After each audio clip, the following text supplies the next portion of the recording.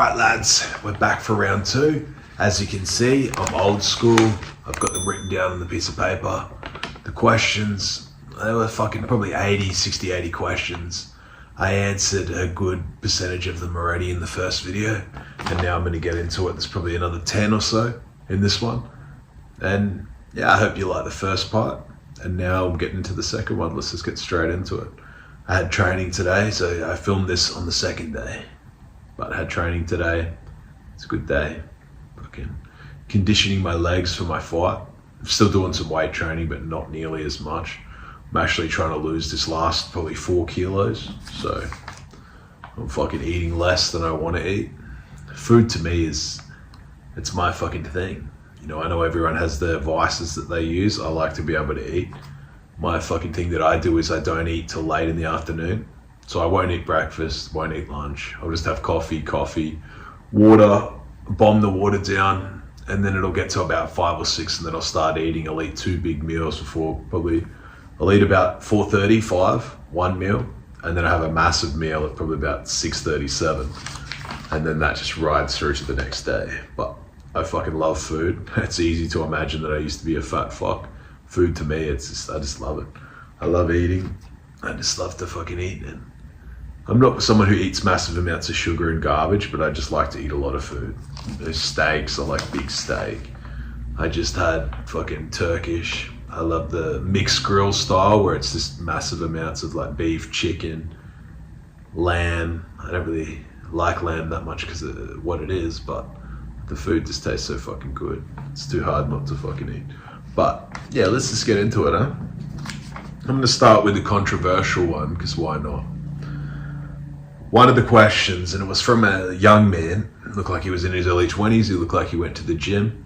So I'm not gonna bullshit him. He asked me straight out, man, are you using test? ? And it's different for me. I'll start to preface it that I've probably had 5 or 6 cycles in my whole life. I'm 37 now. I used to make and sell copious amounts of anabolics. You know, I used to make them before anyone fucking even really knew what Tren was. We were getting Tren pallets, and we used to make them into fucking... They used to make Tren pallets of Finaplex, and they'd make them for bulls to get as big as possible. And then we used to extract the finna, which was the Tren, and then it would just become Tren Ace. That was before people even knew what Tren was. This is before Ziz, any of that crap. People had no idea what it even was. And I probably ran about 6 cycles in my time. I've ran Tren before, but a long time ago. It's been probably 6 or 7 years since I've run a real cycle. So I have been natural until then. But over the last probably 9 months, I've been taking TRT. Now I take, it equates to about half a mil of sus a week. So it's about 125 mgs. Spread over 2 doses. So 2 doses weekly. I'll either inject like, you know, intramuscular, or I'll inject like sub-Q. With test, if you're injecting sub-Q, like that means you're just injecting into fat. If it's a low dose, you know, like you're only doing half a mil twice a week, you can just inject into fat. The premise that it needs to go into a fucking muscle group if it's a small amount, that's bullshit. It's a slower release, but it's not that much of a massive difference. And it is a lot easier to save your muscles if you're going to be pinning twice a week. Even that could start to get a bit old. So I like to change it up, but I'm not one of these guys that's going to jump on here and bullshit to you. You know, a lot of guys take steroids. They take cycles, they take TRT, but then they cycle and cruise and fucking like, it's like a burst. So they'll take TRT as a backbone, and they'll probably take a lot, like, you know, 250 or 300 mgs a week. And that's just their fucking like maintenance dose. But then they'll add like Tren or a cycle. So they'll cruise on just the, you know, maybe 300 mgs a week. They'll cruise on that dose for maybe 12 weeks or something, and then they'll hit a cycle for 12 weeks, and then they'll go back to cruising, and then they hit the cycle again. And that's a way that they can get massive amounts of gains because they're never really off. But I take just a standard TRT. I don't take like, you know, TRT to me, it means you're still in the natural levels. You know, I have my levels, they're in the high average. They're still within range, but they're on the high end. But I'm not one of those guys that says to take TRT and then put yourself out of the range. I'm not one of these like retards that thinks that their goal in life is just to have the most amount of tests in the world, because people don't understand that your body, like to maintain homeostasis, your body protects itself to a degree. People think that, you know, the test levels and things like that are lower because of all the shitty shit in the environment, the soy and all that sort of stuff, which may be true to a degree. But the days of needing to have massive amounts of testosterone aren't really like necessary. You know, we're not cavemen anymore. You know, there's a lot of like tools and equipment and things like that that can do a lot of that sort of manual labor that you would need to have massive amounts of test and strength for. You know, high test comes with its own issues. Like, it's pretty obvious that it can come with heart issues. Certainly in some people, you can get hypertrophy of the heart, which means that your heart grows, but the heart grows, but the valves don't work as much, work as well, because the heart's bigger now. The valves don't really, they get stretched, and then you start to lose parts of the blood. When your heart pumps, it doesn't pump properly. It can't. The valves aren't fucking fitted like they should be because your heart's grown. That can happen to extreme, high level athletes as well. It's just a hypertrophy of the heart. It's not necessarily a good thing because it stretches the valves. Another thing that can happen is guys who take massive amounts of testosterone, they don't monitor their blood pressure. Guys can get side effects, where they're fucking. They think that just because they have massive amounts of T, that means that their sex life's going to be great. And it can be exactly the opposite. Two guys can have the same levels and one has side effects and the other doesn't. A lot of guys think that if the higher their T, the better. And it's not the case. Because for every action, there's an equal or opposite reaction. So your estrogen levels and your progesterone, your prolactin can start to blow out. So you get the high T, but then everything else rises as well. So you get the side effects. A lot of these roid heads and things like that, they can look good and look like they're in good shape and things like that. But as you age, it's not a good thing to have high T, T too high. Because it raises your growth factors, yes, which does give you bigger muscles and things like that. But growth factors grow cancers and they grow tumors, things like that as well. And I've read a lot of studies that show that guys who have very high levels of testosterone, it actually can start to damage your brain. It kills brain cells, which is pretty much common sense when you think of Neanderthals, cavemen. Guys who are high T, bodybuilders, they're not fucking intellectuals. A lot of them are fucking dumbasses, meatheads. So yes, I do take test. I'm not going to come on here and bullshit you and tell you that I don't take test, because I think that's very unhealthy. When you see people and you start to think that you can compete with them, that you can do that as well. I believe very much in transparency with that sort of stuff. I think a lot of guys take steroids and then tell people that they don't take them. They tell people that they've got some fucking genetic advantage, and they'll be like, yeah, I don't take anything and I eat whatever I want and I drink and I do all this shit.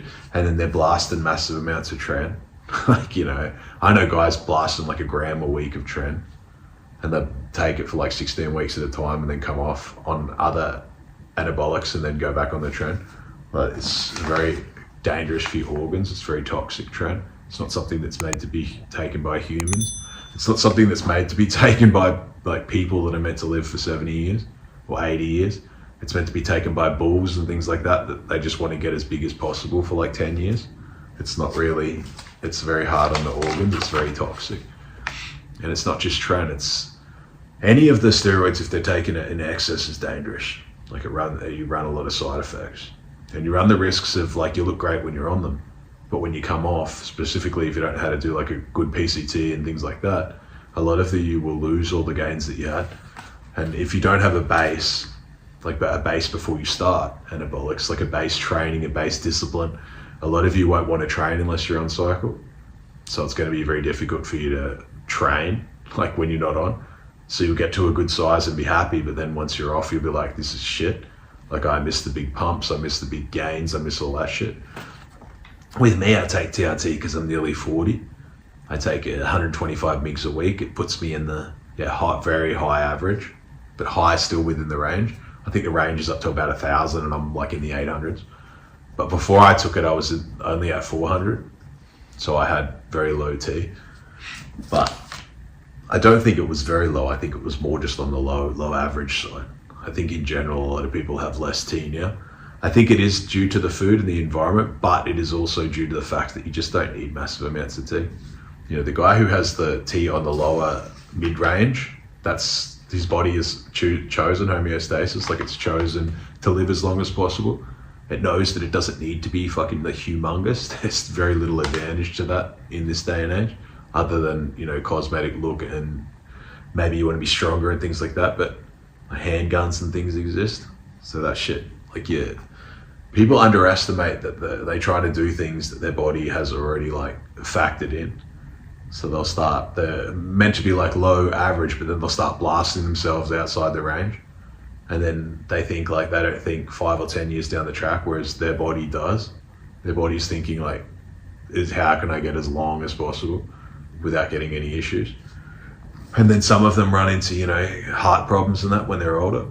Like, you know, can get all sorts of shit that's wrong with you. It can fuck your heart up, get like diabetes because it messes with your insulin, fucking what is it? Your blood sugar, but it's insulin resistance, it can fuck it up. So even if you're in shape, you can still be diabetic after you take them.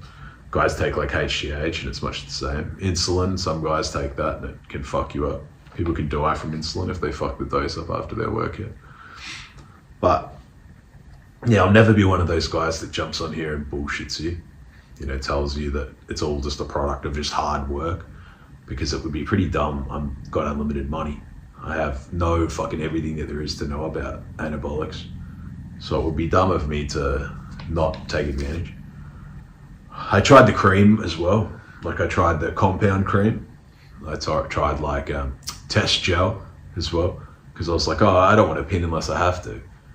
Of course I have many times before, but I wanted to just take the gels or the cream easier, you know, because I go through the airport, doesn't cause any fucking concern or anything like that if you just got the cream. But I would take it, it would be messy. My levels weren't staying the same. Like I'd get tested 4 weeks, then get tested again in 4 weeks, and they would be like, you know, middle and then sometimes outside the range. So the absorption was kind of shit on me. I think they're good for some people, but for me, they were crap. And then sometimes I'd train or like box or something like that, and it'd be like, feel like really greasy. So I think that I sweat part of it out and it didn't really absorb that well. With the compound cream, the guy would tell me like, you can't fuck your girl after you take it. Like you have to wait like an hour or something or two, because it can transfer over. And obviously their T levels are like fucking like 50th or something of men. So they're not really meant to get it. It can really fuck them up. So yeah, it's just not something that it's easier to just jab it twice a week, get it out of the way. But that's me at 37. You know, you're from your photo and things like that, you were in your early 20s from what I saw. You know, it's to get on TRT, you got to understand that it's lifelong. You know, I would never get on TRT until I had to be on it. I think everyone has a good card to say, oh, I want to go on TRT if they're like 40 plus. I think some people probably have one even from like 30, early 30s plus. But I think that you want to drag it out as long as possible. You know, you want to, because it's something you have to take forever. You know, it's to think, oh yeah, I don't mind the idea of pinning myself twice a week for the next year. Okay, but you got to remember that you'll be a 60, 70-year-old man and you'll still be pinning yourself twice a week. Like this shit's like forever. It's long term. You'll have to take the shit with you. You'll have to have jabs with you. You'll have to do it even when you don't want to do it. The jabs can get old. Even twice a week, you can still be like, I don't feel like doing it, but you have to do it. So, and then once you've been on it for a long time, you can fuck your nuts up and then you'll never ever be able to produce test. Like they may never recover. That's what guys don't realize. They can run one cycle and they just don't recover properly. Like their nuts or whatever just don't produce what they did. They still recover, but they recover back into a very low average from now on. That's the thing with like anabolics. It's a crapshoot to a degree. Some people are going to get great results and some people are going to get like issues in the long term from that. But I know that shit's everywhere.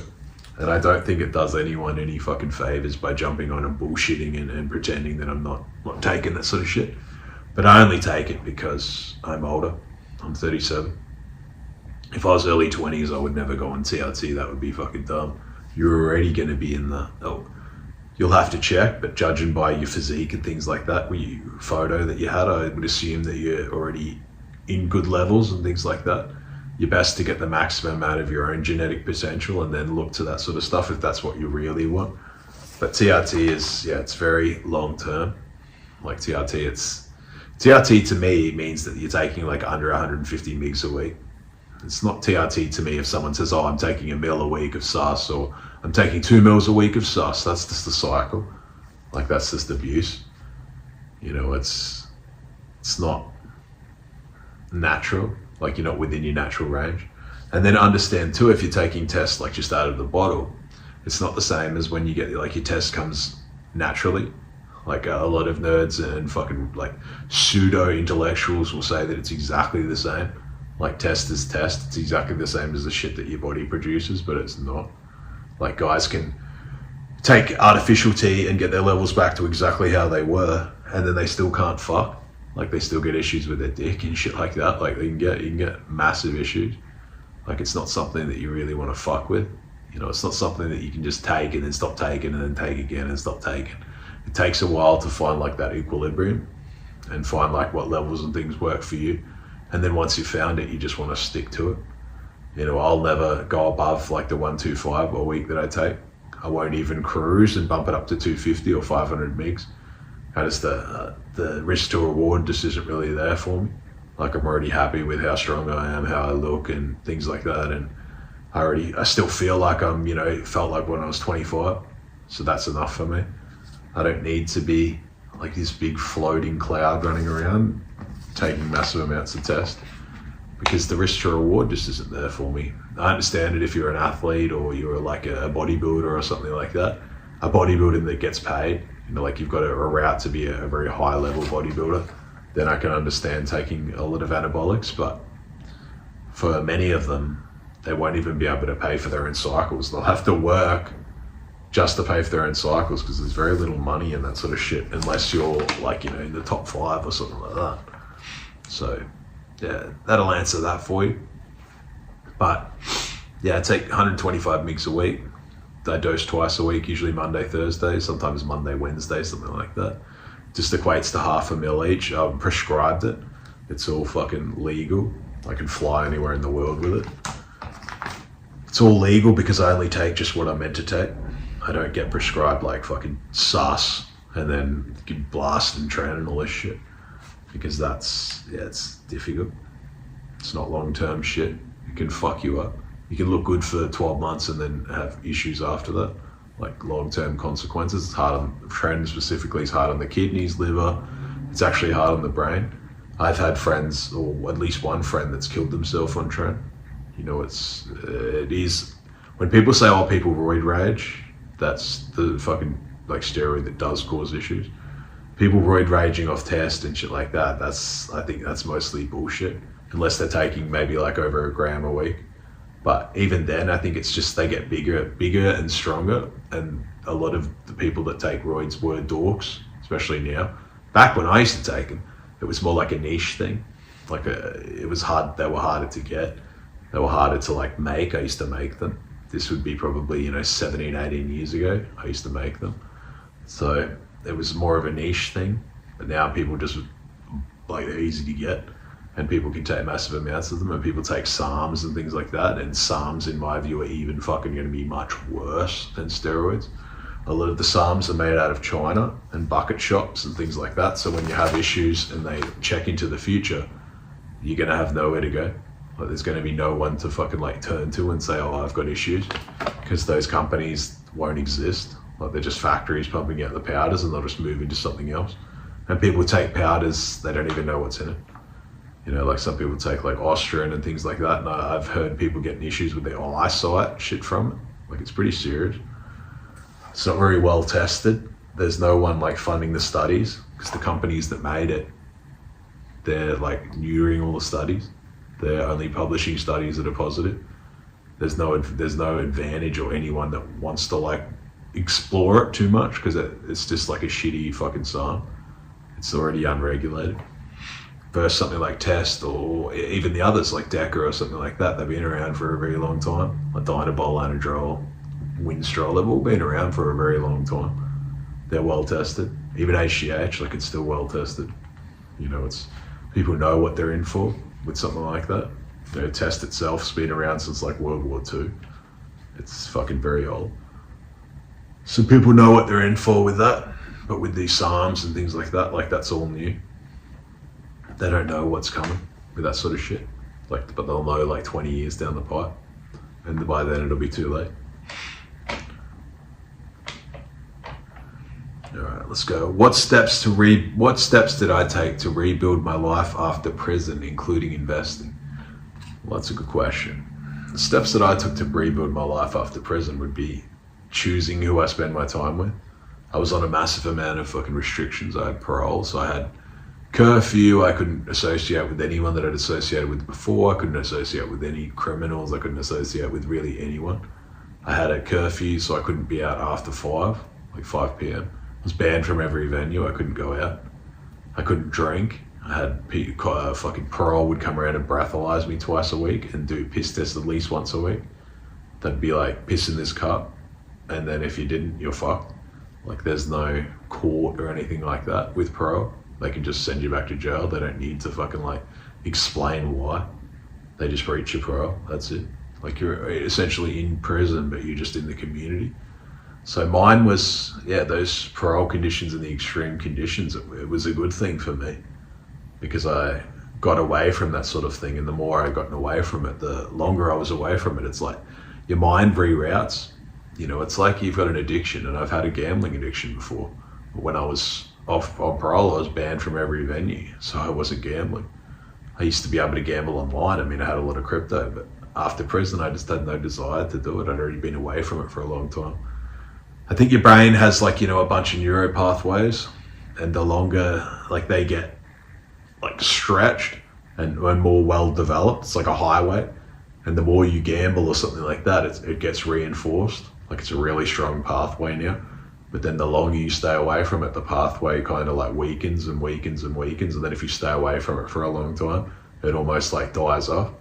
But the thing with that sort of shit is the pathways never disappear. So if you start again, it builds up fast. Like, if I was like, I want to go back onto the poker machines and things like that, I could easily get addicted again. I'm not a dumbass. Like, I'm not one of those guys that says that they're like got some fucking super strong mind that they just know that they could never get addicted again. Like, I'm a realist. I've seen this shit. So it's like anything. If you're an addict or you had addictions to certain things, you don't tempt fate. You don't get off it and then just think, I'll just do it here and there. Because that's how you get back on it. Like, that's how you get back on the horse, because the pathways still exist. And they're still like, they build up a lot faster than someone who's never done it. And you've got addictive tendencies, so it would be crazy to do that. But the steps was staying away from that sort of shit, like any vices, staying away from wasting my money, like at the pokies. I used to probably wasted over $2 million in my life on the poker machines or the casino in some way. So it was staying off that sort of shit. It was not being around fuck-ups, not being around people that take massive amounts of fucking drugs, or people that are going nowhere in life. Being around people that have no integrity, like, no morals, or like they just got nothing to them. It's just like a fucking like abyss, just sucking the life out of everyone around them. Jail is full of people like that, like just people who are just like a cancer. Just anyone who gets near them, they fucking like pretty much infect and fuck up. It's like it's 48 Laws of Power, which is kind of like a book written by a massive nerd. So I don't really take a lot of it too serious, but one of them is very fucking bang on. Avoid the unhappy and unlucky. It's very fucking true. When people are unlucky, it's very often, and unhappy, but always in these sort of problems, it's very often that they put themselves in those problems. They're very negative. I used to be around a lot of negativity and a lot of negative people, and that rubs off. One of the best traits that a guy can have, one of the best qualities that a guy can have that will take him places and also be a lot better on his mind, and he'll also be much more fun, is if he can like be a positive person. If you're a positive realist, like you understand that shit can happen and that you could still lose, and that, bad things happen in the world every fucking minute, but you're still able to look at things with a positive lens. And you're still able to look and bounce back from losses, or bounce back from bad news, or bounce back from disappointments. it's the best way to be. Like, it's a lot of the positive people just aren't realists. They're positive because they're kind of like living in denial. But if you're a positive realist, you're a positive guy as well. But like I said, you can understand that bad shit happens and that, you could still lose and things like that can happen, but you can bounce back from them and you can analyze it from like a logical sort of point of view. Then that's, I think, the best way to be. Positive people often get very positive results, and positive people often live like quite good lives. The doomer and the guy who's fucking like, always looks negative and watches a lot of negative content and a lot of doom and gloom stuff, and he's in finance is always talking about the whole world's going to collapse and this is going to happen and the banks are going to zero and all this shit's happening. He doesn't live a good life because people don't really want to be around him. People don't want to be around that. And what happens in here, what goes on in your head is what goes on in the outside world. If your head's full of chaos and your head's full of negativity or like black, like darkness, that's exactly what you'll see, exactly what you'll get out of the world. But if your head's full of positivity and like, that a positive realist, you're positive that you can walk around and things like that, but you still understand that shit can happen. You're not closed off to the world or closed off to meeting new people or things like that. But you're not the guy who just jumps into wifes some fucking girl up that takes half his shit. You're still a positive realist. You still have your tests. You still have your boundaries. You still have you understand that things can go wrong. But you look at things through you're still open. You can still open up. That's the best way to be. That's the way to be the happiest, I think, as a man. The closed off, negative guy, he's the one that's been damaged and has never really recovered. A lot of the black pill guys, that's what they've done. And now I've noticed a lot of the red pill nerds, they're much the same. They're just very closed off internally. They're trying to be logical, autistic robots because it's easier that way. But the world isn't completely logical, specifically if you're dealing with women. They're not logical really at all. Your logic will turn them off. They're not going to be interested in that. You need to still be able to be fun and still talk and be funny and go with their little fantasy worlds every now and then. See, guys, sometimes they'll be see a woman, and a woman will come in and start talking about tarot cards and star signs and shit like that. And he can't just go along with it. He can't understand that that's how their brain's wired, a lot of them. A lot of them are a really large amount are into all that shit, like star signs and crap like that. It's just the way that they are. He'll turn around and be like, oh, that's so silly. You've got to be fucking me, like a logical robot. That stuff's not real and you've got to do all this shit. And that's part of their charm. Part of the charm of being with women when they're in their feminine is that they're silly. They do that sort of stuff. It's very different to what guys would think and what guys would do. And deep in your heart of hearts that you don't really take it that serious, but it's nice to be in that sort of a moment. It's not a time where you have to get in some fucking big debate with her about who's smarter. Sometimes you just have to let go and just be like, this is fun. It's part of their charm. It's like if I'm with my kid and then she's doing make-believe or some tea party or something like that. I don't get into a debate with her and tell her that it's all bullshit. I just go along with it and I actually enjoy myself because it takes me back to when I look and be like, oh, this is an innocent time. It's should be like that with women. If they're in their feminine energy, it's kind of like being in almost a fantasy land for a minute. And then as soon as it's over, you put your fucking bulletproof vest on and roll back outside and get back into the real world. That's just part of the game. That's part of the shit that they do that's recharges you. But then some of you just think that you actually just really want a dude, a predictable, a logical man with you instead of a woman. So of course you have a very limited success with women because that's just, you don't speak their language. So yes, that's part of my shit for getting out of prison. Part of it was exactly what I said. And then I focused on my health and fitness and things like that. I put a photo up. I got out of prison at 75 kilos. I lost 15 kilos in jail. I actually went into jail on trend. I fucking had my last bail hearing and they told me the bail would be extended.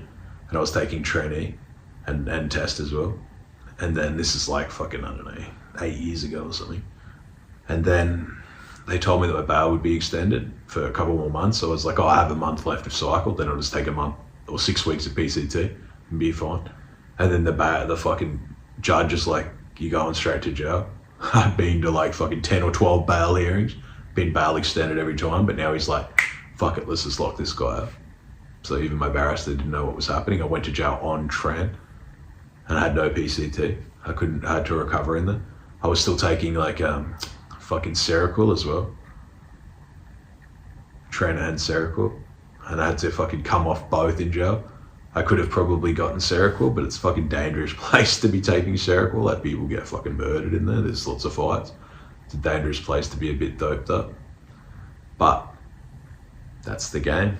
You know, I had fucking vomiting in the toilet. I had to come off Tran. I felt like complete garbage for like months. And I lost 15 or 16 kilos. I was down to 75 kilos when I got out. You get the buy up in there, like you're in mainstream at fucking Woodford or something like that. I got moved around the jail so many times because I went to remand, because I was on remand because I hadn't been sentenced. Like, my sentence hadn't been finalised. I just had my bail pulled at like 2 months before my sentence. And then so I went to Arthur Gorey. I was there for a few months, got sentenced, went to Brisbane Correctional Centre for like 2 weeks or something. And then I went out to fucking Woodford. And then I was at Woodford for, I don't know, a few months, 4 or 5 months. Got out to the farm, was there for a month, got in a fight, got kicked back to Woodford. And then I spent the rest of the time in Woodford till I got out. So it's a shithole. Like, there's very limited fucking food. Guys think that they go to Woodford and that there's like any sort of gym. You know, unless you get down to residential, if you're in the blocks, there's fucking nothing. Like, there's a pull-up bar and that's it. Like, it's the food and that, I would have only been eating like 20 or 30 grams of protein a day. So I lost so much fucking weight. Even with buy up, you can buy one little tuna pouch a day. That's all the protein. That's like 18 grams or some shit. And people buy like the powdered milk, but the powdered milk is some fucking shit that they have that's just full of sugar. It's not like the shit that's on the outside. So there was fucking very limited protein. So it was trash.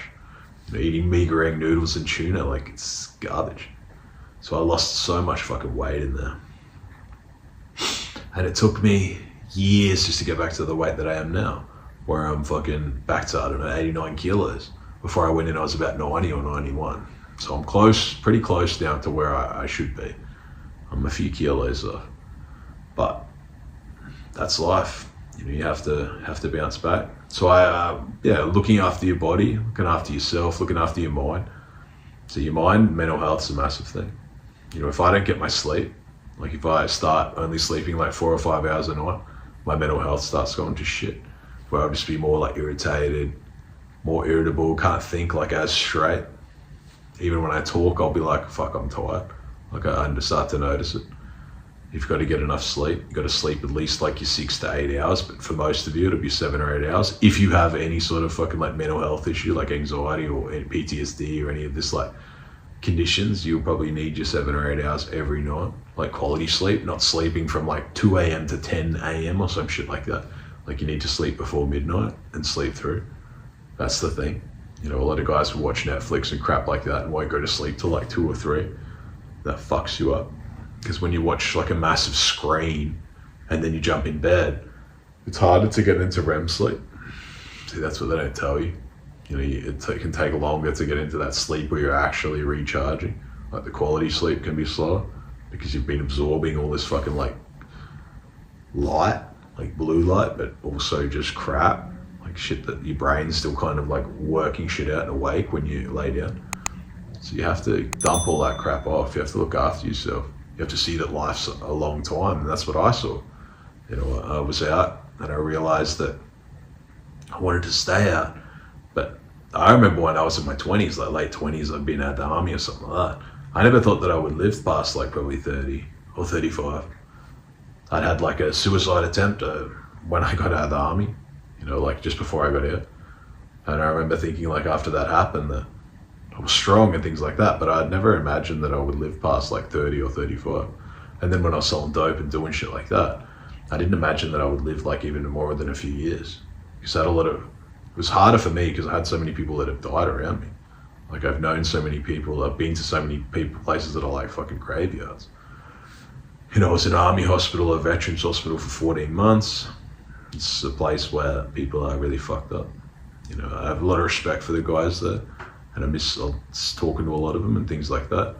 But there are a lot of people that are fucked up in those places. It's just by design. And then the prisons, you go to prison, you meet people die.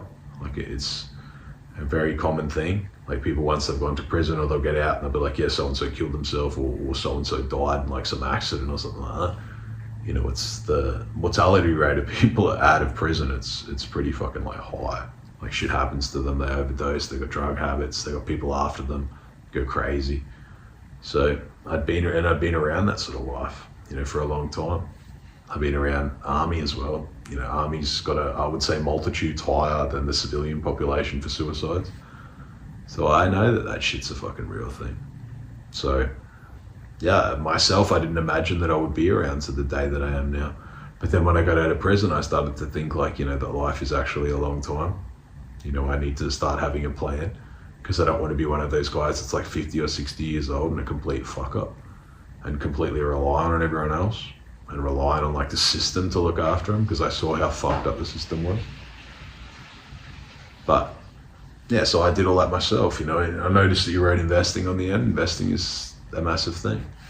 You have to get good at investing. You have to learn. You have to learn the markets. You have to learn like a market that you have an edge in. You have to get a vehicle to be able to generate wealth. Your vehicle might be just employment. I think everyone's vehicle will originally be employment as they develop that high income skill, and then they can learn to invest in other markets. It might be real estate, stocks, crypto. You'll have a vehicle to get wealthy, but you have to develop that high income skill and continually get your income up. And then you can invest like 10, 20% of your net every month. And at first it's fuck all. Well, after you start doing it for like 5 or 10 years and your income skill goes up, it actually starts to matter now, because you're earning good money. You might be earning 30K a year now. So you think, 10% is fucking dumb, like it's pointless. But you're learning good fucking behavior.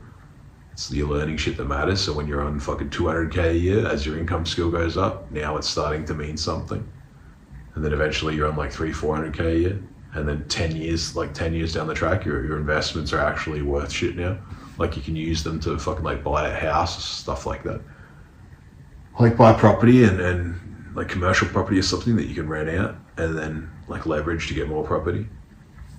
That's the game. So yes, it was learning a lot of good skills. A lot of the shit that I learned in jail was just learnt myself. Like, I had a lot of information in my head. I already knew how to obviously run very profitable businesses in the illicit field, but I never really knew how to do it legally. I didn't think that I would ever be able to do it legally, because I had only ever been to school till year 9. My mum had only been to school, I think, till like year 7. She's like, my mum's Macedonian. So I didn't think that I really like had the knowledge to fucking ever really be rich. But then I realized like the business that I was running, it was really no different to any other business. Like in some ways it was actually much more difficult. But because it was so polarizing, it was so like things were extreme, it was a way that I could understand it. Like the qualities and things that I learned on the street, I took into like real world business. And I realized a lot of the shit that I knew, other people didn't actually know. Like there weren't really many people like me out there, like in legitimate business. My sort of like ruthless side, or side that just wants to get paid and was willing to work hard enough to fucking make sure that I get paid. I remember when I first like started studying crypto and I opened a fund, I would work like 14 or 16 hours a day, sometimes more, sometimes like 14 or 20 hours a day. I was on parole. I would sometimes just like, I remember pulling like 24-hour days just working and being completely fucked, because we'd have like tokens launching or something like that, or like trying to get in projects or other stuff like that, doing market research doing researches on influencers and things like that, so that we could have value to add when we went to these projects and said, oh, we can help you with this, can we get allocation? Because we had money, but it was hard to get into these sort of projects. That's the thing with the best investments, money doesn't mean anything. The best investments, if you have cash, everyone has money. Like everyone wants to get in it, and every fund and things like that, money is no object. They need shit outside of money. So I realized like then how to add value beyond money. Maybe they need they have a new project launching, maybe they need contact with the certain influencers, maybe they need contact with exchanges to get listed, maybe they need contact with certain media outlets to generate hype, maybe they need someone to run their community, like Twitter, Telegram, things like that to generate hype again. Maybe they need someone to organize their SAFs, like to be a lead investor, but then also vet the other investors. Maybe they want you to do the research to make sure none of the funds that are investing are people who just dumped the project on the first day. So you have to do all of that, but that's a value add now. Like, you know, that's all high level knowledge. That's the shit that I know. Like I know all that crap. That's why I still get paid considerably large amounts of money.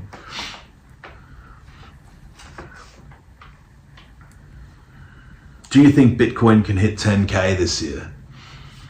I really don't. We had 3 Arrows blow up. We had Celsius, Luna, Genesis. What else have we had? Pad, BlockFi, FTX. We've had all these Ponzi's drop, all this shit blow up. I think that was the ultimate capitulation event. I think 15.9 was the bottom. I'm saying that with about 80% certainty. But of course, if Mt. Gox says that they're dumping all the coins tomorrow, we would see 10K. But I think that they're just going to keep dragging it out. I think that we'll consolidate between that 15.9 and 30K for a fucking long time. I think we'll be ranging in that range for the whole year. You know, we might break out of it and get to like 36K or something, but we're not going to set any, we won't cross 40K. I don't think this year. I think that we're going to be consolidating. This will be a year of consolidation, uncertainty, and both sides. Trading both sides and trading the breakouts will just get destroyed and fucking bled like they always do. They'll start out, they'll be like buying, selling, and they'll have like 100K and be down to zero just because they bought the highs and panic dumped the lows, and then the price just keeps bouncing and shakes them until they've got nothing left. So no, I don't think that 10K is really on the board. You know, I said when price was like 18 or 19K that I thought the bottom was in. I sold Ethereum at about 3,800. I published the call, and that was before it dropped to like $800 or whatever. I rebought a lot of Ethereum at about 1,400 and something. A lot of the bag that I sold at 3,800. So even if it drops to 500, I don't really care because it's just all profit. So I'm not really that worried. I wouldn't buy any more Ethereum unless it was like 1,000 or less now, because I already have a pretty good entry. You know, I'm looking for the next cycle. Like I'm looking for late 2025. I'm not looking in for, you know, next year or this year at all. You know, I'm not looking at that shit. I think Ethereum's got a bright future. It's deflationary. I think in a bull market it'll be extremely deflationary.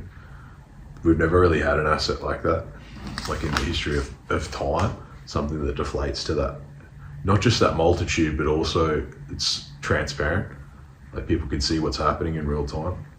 I think that it's very interesting, and it's also very easy to manipulate to the upside. Hi, how do I network as an introvert? It's a good question. I'm very much an introvert. You know, I know people probably see me on here and talking and things like that, and they would assume that I'm an extrovert, but I'm not. I'm very much an introverted person. I like my own space. I like my own time because I've spent so much time on my own. You know, when I was a kid, I was always on my own. I didn't really have a lot of friends. I went to 8 or 9 schools.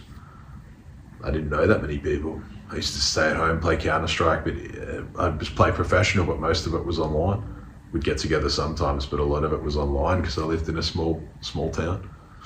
So I've always been on my own, and as such, I learned to really like my own company. You know, I like being around people and things like that, but I also like to recharge. Like I love the social, love all my friends and family and fucking things like that, but I like to recharge. The only person that I know that I don't need to recharge from is my daughter. Like when I have time with her, I never feel like I have to like get away or I want my own space. I know that she's pretty much like an extension of me. So how could I ever like be pissed off at her or something? Because I would only ever be pissed off at myself. Like she's a reflection of myself and like my teachings. So if she's doing anything wrong, it's actually my fault. So I do enjoy her company. You know, it's a good thing. But yeah, as an introvert to network, you just have to recognize that you're an introvert. It's a real thing. It's not just the thing that you just pressure yourself to fucking be around people non-stop until you burn out or it's unenjoyable, because it comes across like people will be like, this guy doesn't want to be here or he's uncomfortable. I get that sometimes if I'm in a place for too long. Guys will wonder why I just disappear every now and then and like to be alone for like a day or two. That's just my nature, because then I'm recharging to give the best across. You know, I'm not the guy that is like Mr. Smooth who just talks and can just talk to people forever and network and shit like that and market and sell shit. That's not who I am. It's never been who I am. But you just got to recognize it. You know, it's a good thing that you recognize those traits. How to network, just be mindful of your time, your energy levels, and don't overstay your welcome. You know, if you feel like you need to get away or you need your own recharge and things like that, do that before it comes across. The best impactful things anyway is the guy who comes in, does what he needs to do and then leaves. Don't have to stay around. It's like the guy who sticks to the party to the very end all the time, gets there first to leave, first to arrive and then absolutely last to leave. You don't want to overstay your welcome. So you just want to hit hard, do what you have to do network wise, and then disappear, recharge. But introvert doesn't mean antisocial. They're different. You know, I can still go and talk to people and still value the connection and things like that. That's trained though. You know, it's easy for an introvert to become antisocial and hide behind it and be like, no, it's my nature, I'm introverted. Introverted doesn't mean like autistic or any of that shit. That you still have to be able to socialize, so that's practice. You know, I used to think that I had social anxiety disorder when I was a kid because no one would really talk to me. I didn't know anyone. But I realized that it's just practice. Like it takes time, it takes practice. It's like building up a bunch of good interactions, it takes time. You have to practice that. And it's very important that you do, specifically if you say you're an introvert. That's a good question. What was the moment you knew that you had made it? I love the content, by the way. It's a good question, actually. I have so many made it moments, actually. I had one when I got here, just recently in Dubai. I got here and was getting the taxi through the city, and it's like everything just clicks. Sometimes things just click into place. You know, it's like a puzzle's been going and spinning around, and then all of a sudden you're sitting in the back seat and it just like everything just sets together. And you're like, this is who I am now. Like, this is my life. I get it. Sometimes I was sitting on a yacht. I had friends jump in the water in a yacht the first time I went out in Dubai, and I looked out and there's these yachts everywhere and all this shit. And I'm like, oh, I deserve to be here. Like, this is fucking my space now. Like, this, I worked for all this shit. You know, this is shit that I could have never ever imagined, but I fucking pretty much died for this shit. You know, like, it's different. I've had times sitting in cars, like, you know, supercars or nice shit like that. And that's been the time too that I've noticed that I've made it. But there's different types of making it. That's the making it from a financial state that I knew that I never really had to work again unless I wanted to. I knew that this is who I was. If I wanted to stay in Dubai, if I want to stay in a suite in Dubai till the day I die, I can do that. But there's other things as well. Like, I knew that I'd made it from a friendship point when I'm sitting around with like groups of brothers. And I know that like everyone has each other's back. And like, you know, you can just feel like the energy bouncing from all the people to another, and it's all positive. You know, that people genuinely give a fuck about you and that you give a fuck about them as well. There's making it from a family perspective. I knew that when my daughter was born that like my name would live on. I knew that the shit that I taught her would live on. You know, so I live on through her, essentially, no matter what happens to me. Like, she'll always be, like, she'll be here. She's still like a part of me. No matter what happens to me, like I could lose everything tomorrow and she would still be there. You know, there's different types of making it, and there's different types of responsibility. And that's a big responsibility to have. A person completely relying on you.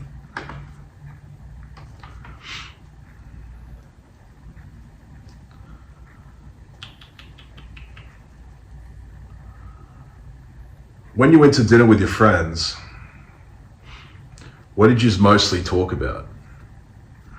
Depends. If dinner with friends, like close friends, we don't really talk about business. We just mostly talk about bullshit. Like, you know, like funny stuff that's happened, or talk about funny stories that happened in the past, or like, you know, shit with girls or some shit in the past or something like that. we just talk mostly about like lighthearted bullshit, or like sometimes give each other shit, things like that. It's not like too serious if they're close friends. If they're maybe like a more extended friends, sometimes we talk business at the table. Sometimes we talk about like shit that's happening, like current events in the circle. We don't really talk about like current events in the world. We only really talk about, have our own world, and then we talk about shit with inside that. I don't really give like too much energy into anything that's happening outside of the world. I can't remember the last time other than on here that I even talked about politics, a celebrity, any sort of football game, anything like that. Sometimes people will talk about MMA every now and then, but not too often. Maybe if there's like a big fight coming up, like the John Jones fight with the Garn just recently. That was a massive fight. People talk about it a bit. But it's mostly, if it's close friends, I know they're very close because we'll just talk about bullshit, like lighthearted stuff. I already know what's happening with all their business. A lot of us do business together.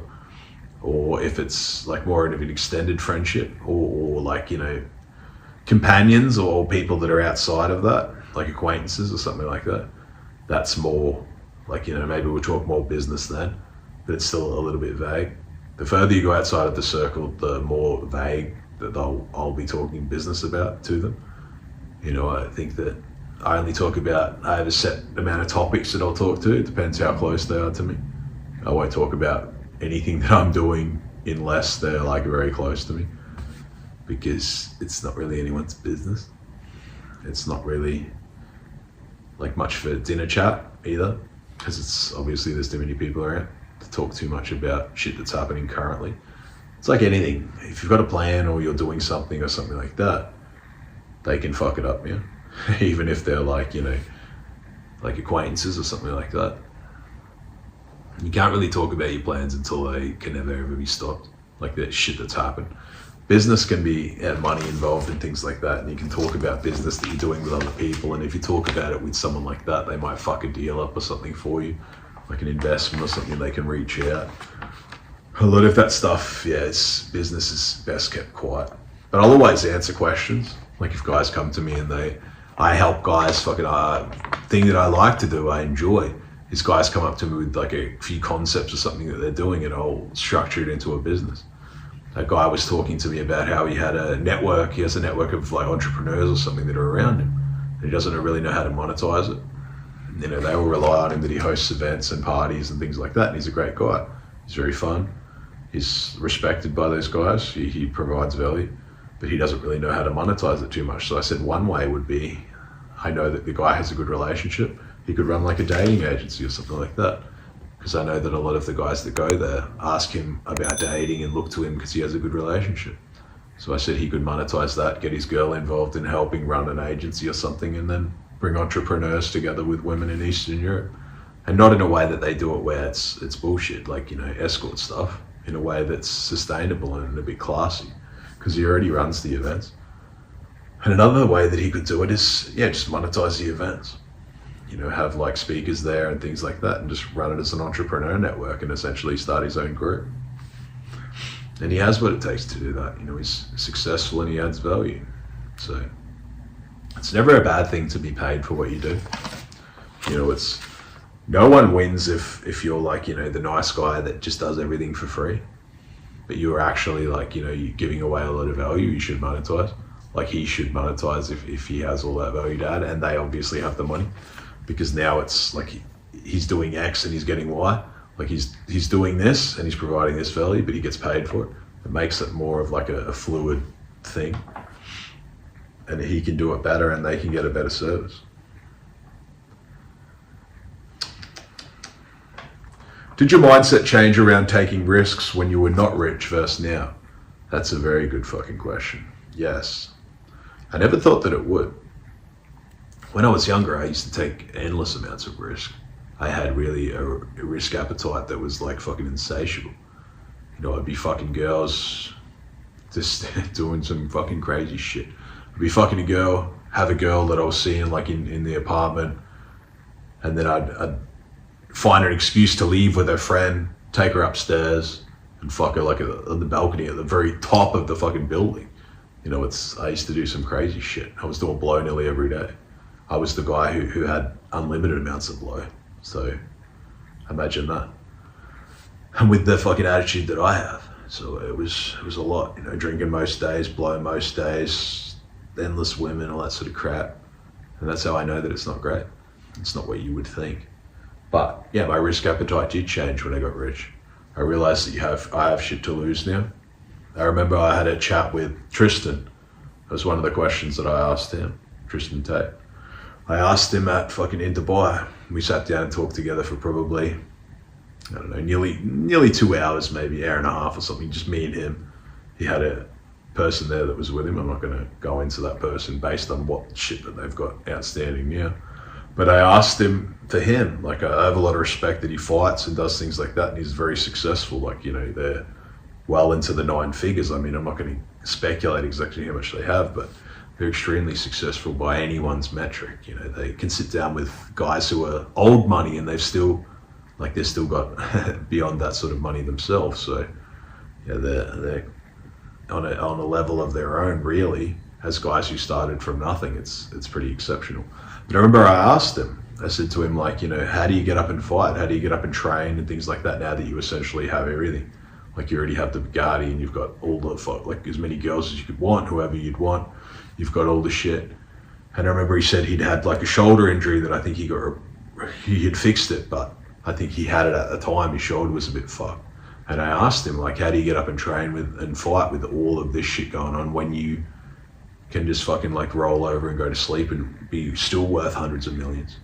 You're that guy now. Do you really need to get up and struggle and beat yourself up and be hurt if you don't have to? And he told me that he said he definitely notices that it was harder. He still does it, and he still does it, and I respect that. But he said that he himself had noticed the same thing, that it is harder. I think that it is harder when you aren't the hungry guy anymore, the young guy. That's part of the things that I respect in the Tates so much, is that they're still expanding. They're still hungry.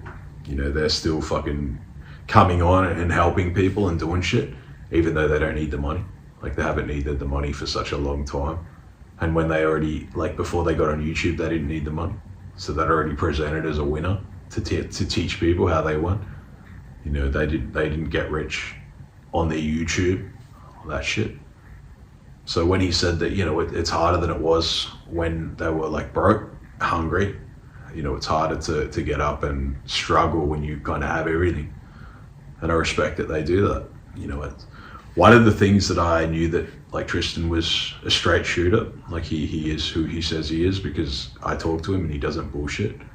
He doesn't he says it how it is. He doesn't be outlandish, bombastic. He just says the truth. So I respect that. He doesn't have insecurities or things to prove and things like that. He's a very big guy. When I met him, I was surprised how big he is and how tall he is. He must be 120 kilos or something, or 110 at least. And he'd be 6'4" plus, but he's still, I would say, a gentleman. He's not, he can obviously fight and beat people up and shit like that, but he doesn't scare people. He doesn't try to be the Terminator in the room or something like that, try and intimidate people, even though he could if he wanted to. He's just a guy that people respect, and he's also he doesn't bring the room down by trying to be a tough guy and scaring people and things like that. That's how I knew that when I saw them the first time. I knew that they would be very good with girls, because girls are comfortable around them, even though they're both fighters and they're both big. Even Tate himself was big. He'd be I don't know, 6'2" or 6'3" or something, but still probably 90s, but lean as well. And he was a big dude. But they were very fun. You could see that they were fun, funny. They weren't angry at women. They weren't hating them. The women that were around were having fun. They were positive guys. So I knew that they'd be good with women. I knew that they had that spark in them that hadn't been burnt out. It's hard to go from a transition to a broke boy, the transition from nothing to something, and keep that spark, keep that fucking passion, keep that almost it's not an innocence, but it's just a fire in you that hasn't been burnt out by disappointment. and hasn't been burnt out by being jaded or like having bad experiences and things like that. And they have that in them. You know, it's a very big attribute that they have, and it's a very big strength of theirs. Like people come and they'll interview and do things like that, and they're very fun. Like it comes across that they've still got that like light-hearted streak to them, even though they would have seen things that are fucking like hard. It hasn't hardened their heart completely. So yeah, I have a lot of respect for that. And it's one of the things that I remember the most about him, actually.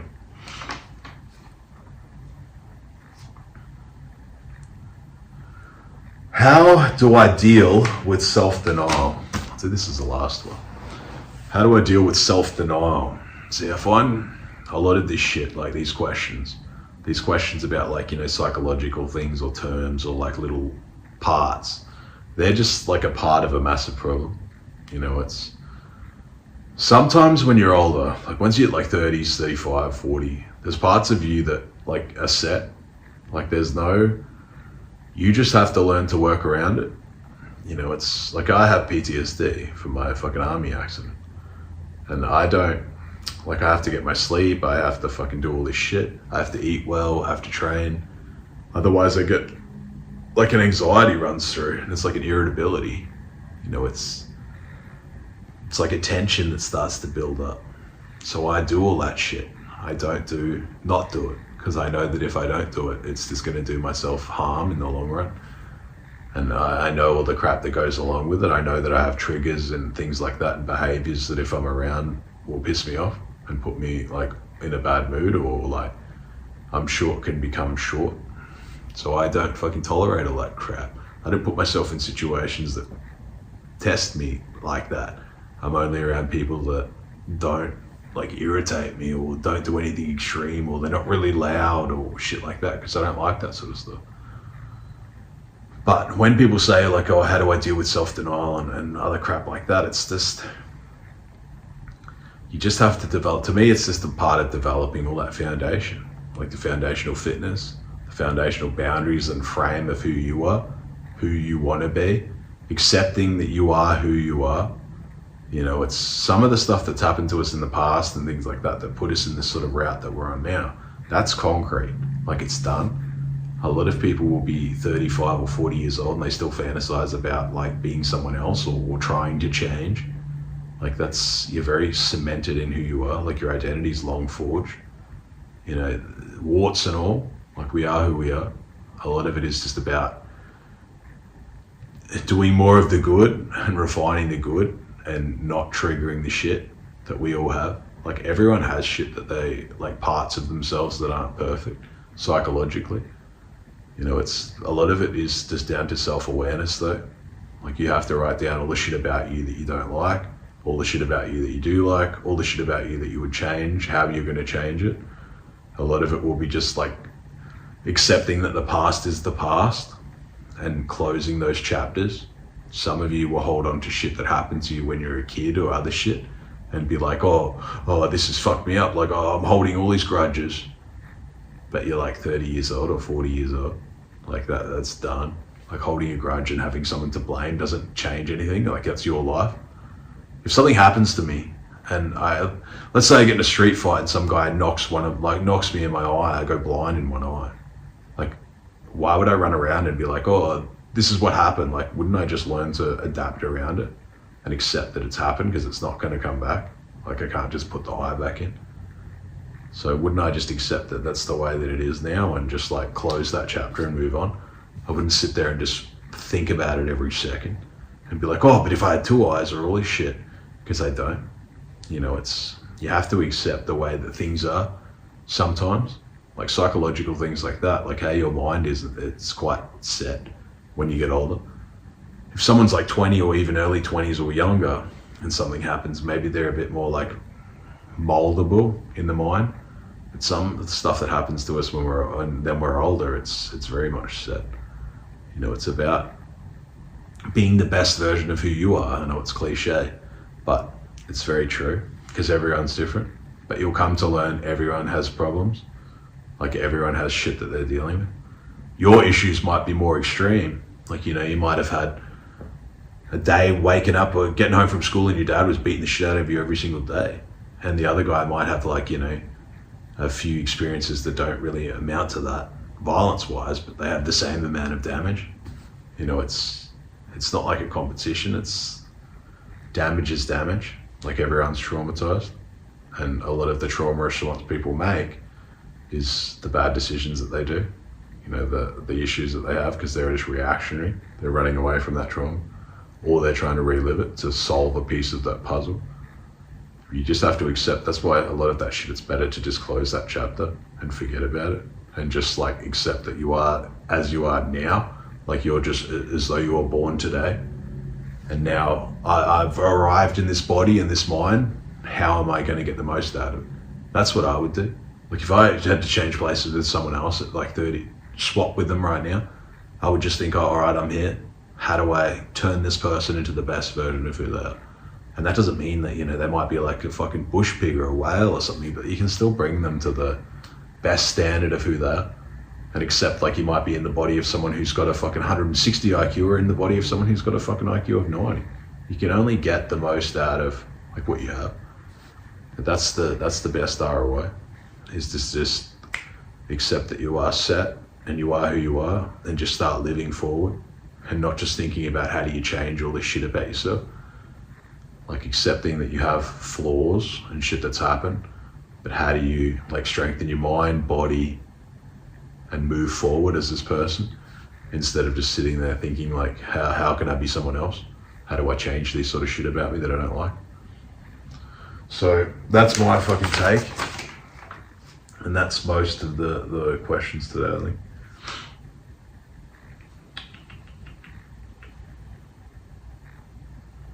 Yeah, that's enough questions for today, lads. Alright, I'm going to do another video after this. I'm going to do a video on what's missing in modern man, and I'm going to do the foundation. I'm going to teach guys, in my view, what it means to have like a base as a man, to have a foundation where you can never fall any lower. The foundation is what I learned when I was in prison and outside of prison. I witnessed it in guys in the army hospital originally. Guys that were a fucking absolute like wreck. The guys that took it the hardest were guys who didn't have a foundation. Like you didn't really have anything to fall back on. They just fell into like a massive abyss. And then guys in prison, it was much the same. They didn't have that like that baseline, you know. When times are hard and things are tough, like you get down and do your push-ups and you do the shit that you can control. Like you look after your body. If you've got nothing else to do, you can still do your push-ups, your squats, your sit-ups. And still like be like, I'm going to eat healthy. I'm still going to look after my body and my mind. I'm going to get enough sleep. You know, I'm not going to be the guy that doesn't train and fucking does jail really hard because everything's fallen apart now, you know, and still reads and does things like that. Like sometimes the foundation is just like, you know, you're sitting in a cell and you're in isolation or something. You've got nothing else. And you're just doing your push-ups, squats, sit-ups, and you got a book, you know, you're training your mind as well. And then when you get out, like, you know, you're out and about walking around in civilian street, you know, it's about having that foundational body, fitness. You look after your body, like you feed yourself good food. You care how you look. It's not about being like a Ken doll, but it's about just getting the most out of you. You know, like keeping yourself well groomed at least, like, you know, groomed to a bit. This isn't perfect, but having like a haircut that's not from fucking like, you know, 1920s. Like looking after yourself, being clean, having understanding that hygiene matters, understanding that, you know, you're your own product, like you're the only product that you have to sell. Why would you like disrespect yourself? You've got one body. You know, there's no advantage or like disadvantage. There's no disadvantage to looking after yourself. You know, like you're worth it. Like if you don't think that you're worth it, looking after, some of you treat other people better than you treat yourself. You know, you'll set yourself on fire just so that someone who doesn't really give a shit about you gets like a little bit of warmth. That's crap. You know, so it's about that foundational body, foundational boundaries, foundational like psychology, like you're looking after your mind. You know, you're training your mind. You're developing who you want to be, like you're developing a frame as a man. You know, the frame that everything can exist in. The frame that if anyone wants to get in your like bubble, this is how they have to treat you. And that doesn't mean that someone does that and you're in a fist fight. I've said it before. Sometimes it just means that you withdraw yourself from the situation and you withdraw your attention from this girl that's not treating you right. You know, it's like attention is a strong thing. You know, wherever your attention goes, that's a big thing. And then it's going to be foundational money, like developing, you're working in an income skill that you can scale, like you can get better at and you can improve, and that has a route to be a 6-figure skill. You know, you have that skill that even if something happens, or like, you know, you end up getting married or something and you get divorced and you're kicked out on the street and you got fucking nothing. Like you've always got that skill to fall back on. Because you have that skill, you'll never be homeless. You know, that's a foundation now. You know, you've got the foundational money, mindset, and body. You can't ever be fucked now. You know, it's the guy who doesn't have those 3 things, he can fall all the way to fucking like fucking hell. And he can also be a pawn to someone else because he's relying on other people. He's often very reliant for an external validation because he doesn't feel like he's validated within himself. He doesn't feel like a man. So that's what I'm going to cover in the next video, lads. And I think it'll be a good one. I think it'll be one that really everyone needs to see. I think it'll be very different from a lot of what these red pill fucking nerds say. You know, that you need to have money and you need to have all this crap and all this shit. Money's just the utility, it's the tool. All right, lads, until next time.